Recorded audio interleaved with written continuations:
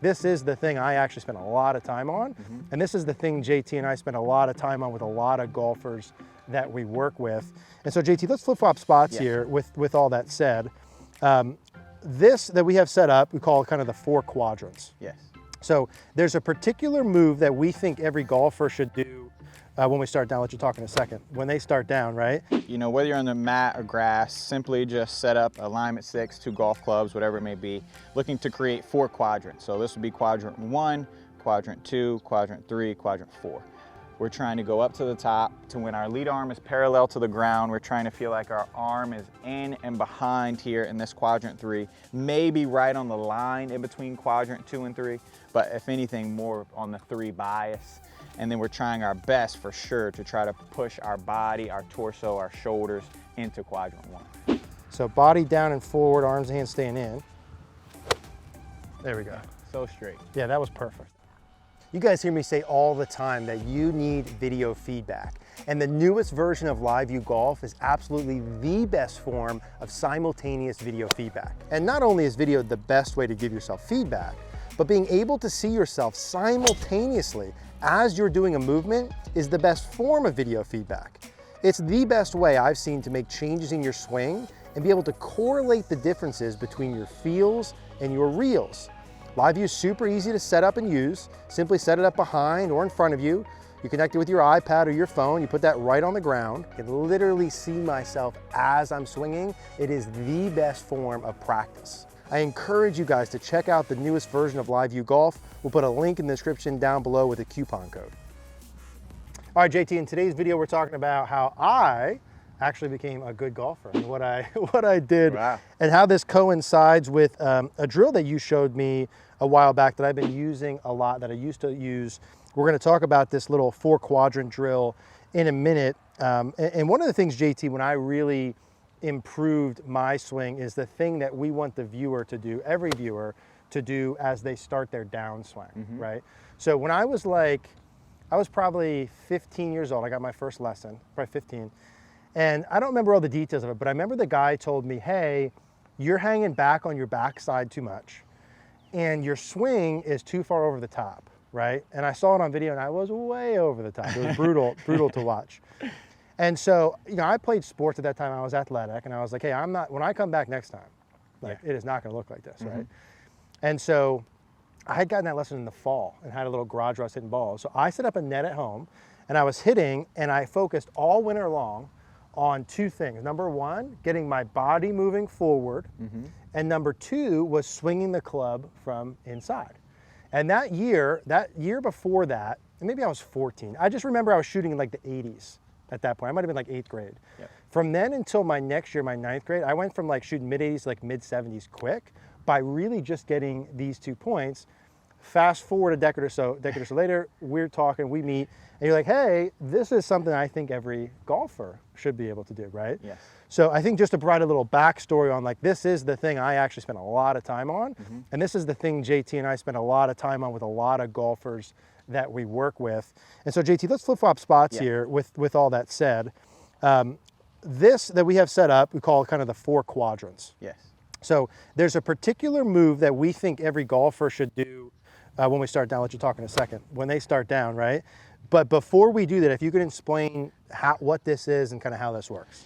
Yes, so, you know, whether you're on the mat or grass, simply just set up alignment 6, 2 golf clubs, whatever it may be, looking to create 4 quadrants. So this would be quadrant 1, quadrant 2, quadrant 3, quadrant 4. And this is just a way for you to visualize how to actually move your body in the club on the way down. And so this is like, we're putting a club, I'm thinking of me watching the video, like I didn't know all the details. We're putting a club between your feet and kind of down the toe line. Yes, in between your feet, down the toe line. 4 boxes. Yep, and that's what we're trying to do again, just to visualize these points. And remember, 1, 2, 3, 4. So when we're talking about them, we don't get too confused. 1, 2, 3, 4. Yeah. And then JT, when we start the downswing, if we were to separate it into 2 categories, let's say where the body moves, and as category 1, and category 2 where the arms and club move, can you show us how that would happen? Yes. The correct way. So this is the light bulb I think that came on for Eric during that time. Yeah. Was he felt his body actually move into quadrant 1, so that would be towards, you know, like your lead toe, moving your body as a whole towards that direction, kind of out and to the right. Yep. And then what our arms are doing are actually kind of exactly on the that opposite side. So we're in quadrant 3 here with the arms. So, you know, as we go up to the top, that transition move, I'm moving my body, my torso, my hips diagonally towards quadrant 1. And I'm feeling my arms stay back, even drop a little if we want. More importantly, just back in space this way. Yep. As I get my weight forward towards the quadrant 1. Yeah, which is ironically, like literally, if I could take myself back to that garage hitting exactly what I felt in the beginning, and it was perfect for me at that moment. But what we're saying with this is like, everyone should learn how to do this. Yes.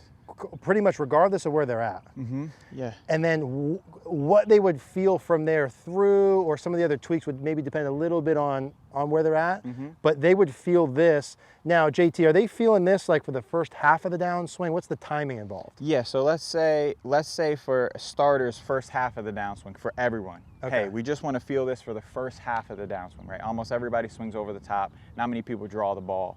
Right. This is going to help you do that. So we're trying to go up to the top to when our lead arm is parallel to the ground. We're trying to feel like our arm is in and behind here in this quadrant 3, maybe right on the line in between quadrant 2 and 3, but if anything, more on the 3 bias. And then we're trying our best for sure to try to push our body, our torso, our shoulders into quadrant 1. And now, if we were to go from the top to that position, let's say kind of like the first quarter, half of the downswing, once we do that initial move, I've pushed down and forward, the arms are in, then there should be a reaction to that, which brings it around, right? Sort of the second half? Yeah, so the second half would then be learning to say, hey, all right, I've took this, this quadrant, I've kind of split it here in half on this angle. Now I need to curve that around here to straighten out the path. Yeah.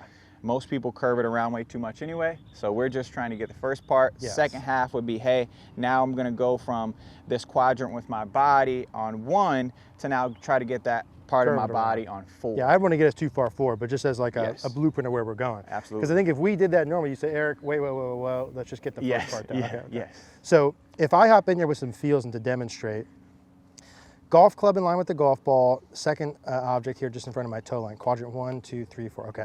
So I'm feeling when I start down that all of me is moving kind of down and forward. So I feel the pressure working in my left foot and forward. I feel my lead knee working that way. I really feel my hip, my rib cage, my shoulder, kind of everything in the early phase. And then my arms are gonna stay in. So if the golf ball is like 12, 1, 2, let's say 3 is my toe line. Yeah. We're saying the arms and club are at least at 3. At least at 3. But maybe even slightly inside of that early.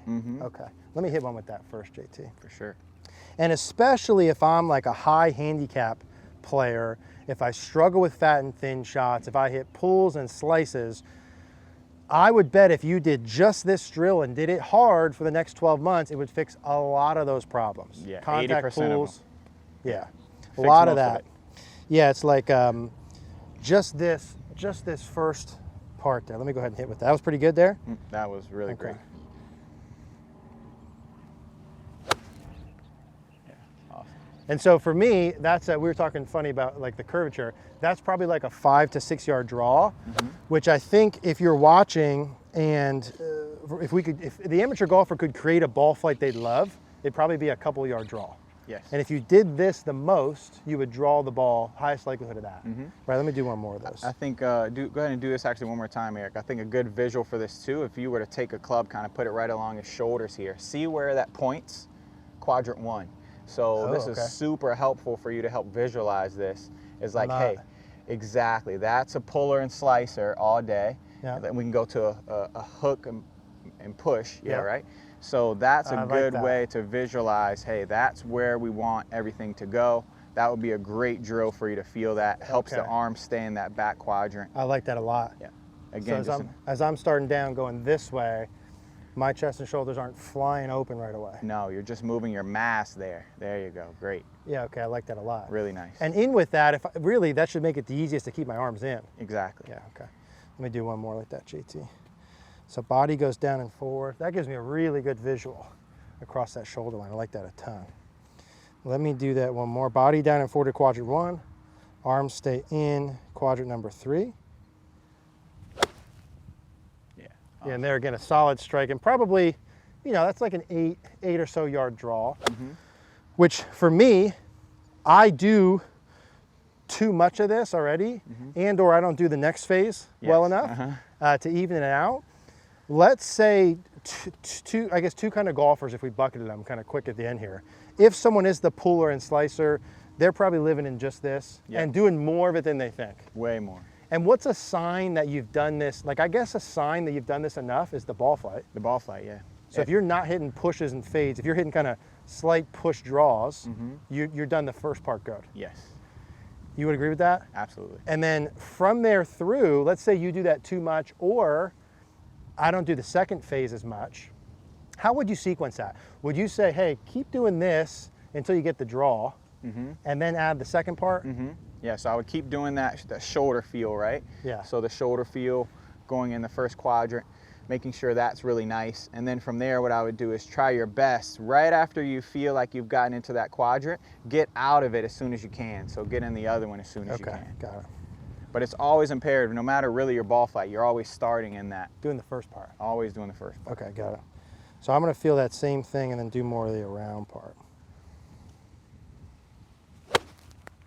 There we go. Yeah, and that took the curve off. Yeah, I took the curve off big That time. was probably just like a tiny little pusher. Let me do that one more time.